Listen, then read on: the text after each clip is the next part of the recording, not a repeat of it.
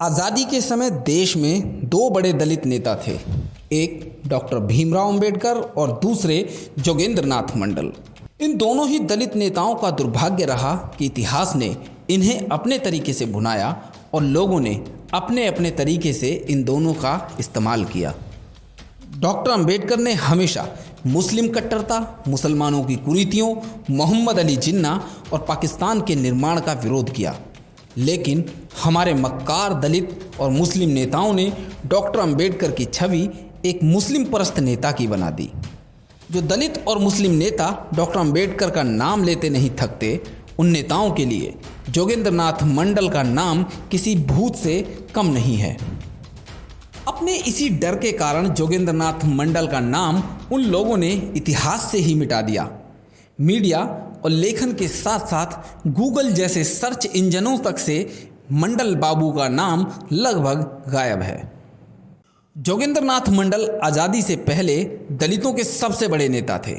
उनके कद का अंदाज़ा इसी बात से लगाया जा सकता है कि जब सन 1945 में बाबा साहब संविधान निर्माण समिति का चुनाव मुंबई से हार गए थे, तो मंडल बाबू ने ही उन्हें बंगाल से जितवाया था। जोगेंद्र नाथ मंडल जी जो एक दलितों के बहुत बड़े लीडर रहे, मंडल साहब बाबा साहब के समकालिक हैं, पढ़े लिखे भी हैं। और बाबा साहब अगर आज़ाद भारत के पहले कानून मंत्री बने, मंडल साहब भी पाकिस्तान के पहले कानून मंत्री रहे।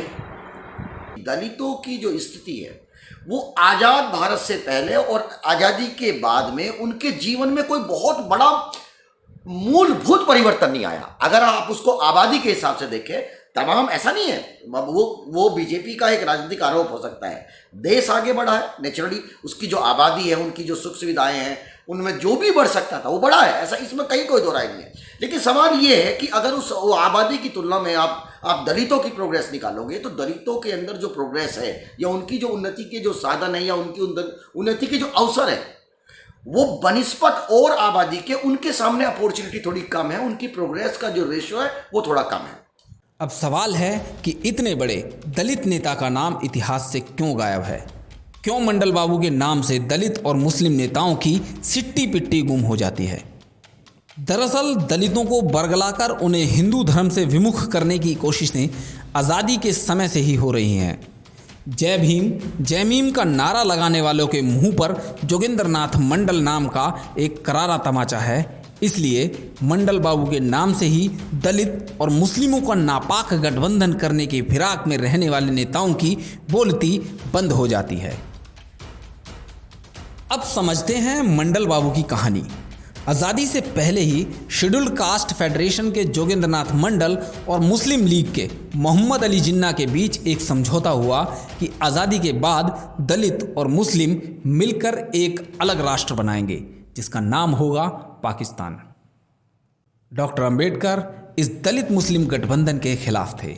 सन 1946 में ही डॉक्टर अंबेडकर ने अपनी पुस्तक थॉट्स ऑन पाकिस्तान में साफ साफ लिखा था कि मुस्लिम तब तक हिंदुओं से लड़ते रहेंगे जब तक हिंदू ख़त्म नहीं हो जाते। इन दोनों का साथ साथ रहना मुमकिन नहीं है। बंटवारे के बाद डॉक्टर अंबेडकर ने फिर कहा कि हिंदुस्तान से सभी मुसलमानों को पाकिस्तान भेज देना चाहिए, क्योंकि मुस्लिम किसी के नहीं होते, वे किसी के साथ शांति से नहीं रह सकते। खैर, अब बात मंडल बाबू की। बंटवारे के समय एक साजिश के तहत मंडल बाबू ने अपने दलित अनुयायियों को पाकिस्तान के पक्ष में वोट देने को कहा। नतीजा यह रहा कि 40% हिंदू आबादी वाला पूर्वी बंगाल यानी वर्तमान का बांग्लादेश और हिंदू बहुल सिलहट पाकिस्तान को मिल गए। देखिए, जब आपने सीए कानून की बात करी, तो सीए कानून बनाने के साथ साथ आपने ये नहीं बताया कि हम पाकिस्तान के जो हिंदू भाई हैं, जो दलित वहां रह गए, क्योंकि आपको यह बात मानना पड़ेगा कि पाकिस्तान में जितनी हिंदू आबादी रही उसका 70% कहीं ना कहीं दलित है। लेकिन आपको एक बात और भी माननी पड़ेगी कि जब यह देश आजाद हो रहा था, इस देश का डिवाइडेशन हो रहा था, तो बाबा साहब ने यह कहा, और तब आरएसएस के भी लोग थे और तमाम कांग्रेस के भी लोग थे। बाबा साहब ने इस देश से सवाल पूछा कि जब तक संपूर्ण आबादी का हस्तांतरण एक जगह से दूसरी जगह नहीं हो जाता, तब तक हम जो पार्टीशन है वो अधूरा रहेगा। लेकिन जब पाकिस्तान के दलितों को यहां लाया जा सकता था, तब ये सवाल नहीं पूछा गया। आपने जल्दी जल्दी में जो भी डिसीजन है सत्ता का बंदरबाट करने के लिए आपने तुरंत जो है मिल बांट करके जैसा किया।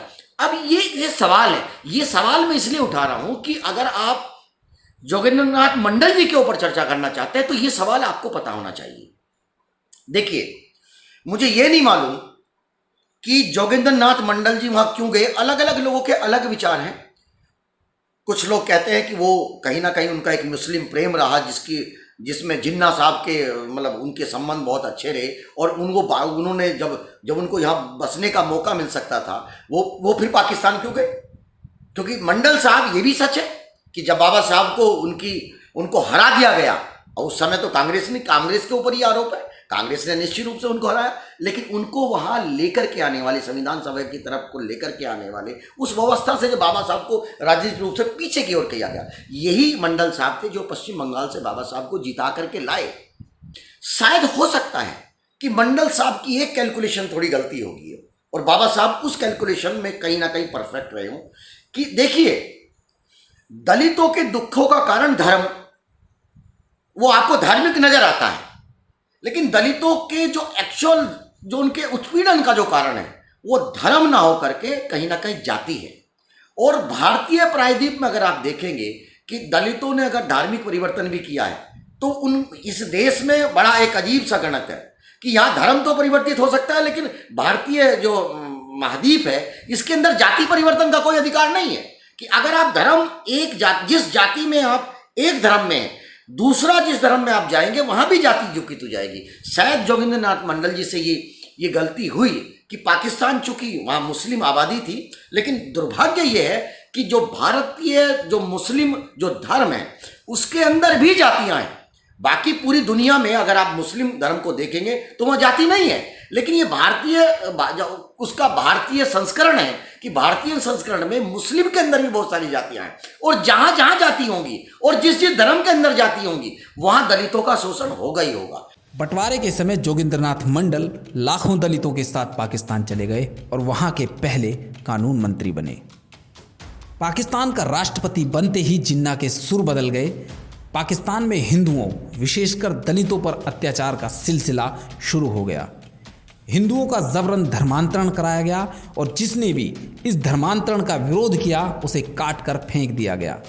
मुस्लिमों ने दलितों से व्यापार करना बंद कर दिया। मुस्लिम किराएदारों ने दलित मालिकों को किराया देना बंद कर दिया और दलितों की संपत्तियां कब्जा ली गईं और दलितों की बहन बेटियों को जबरन उठाया जाने लगा।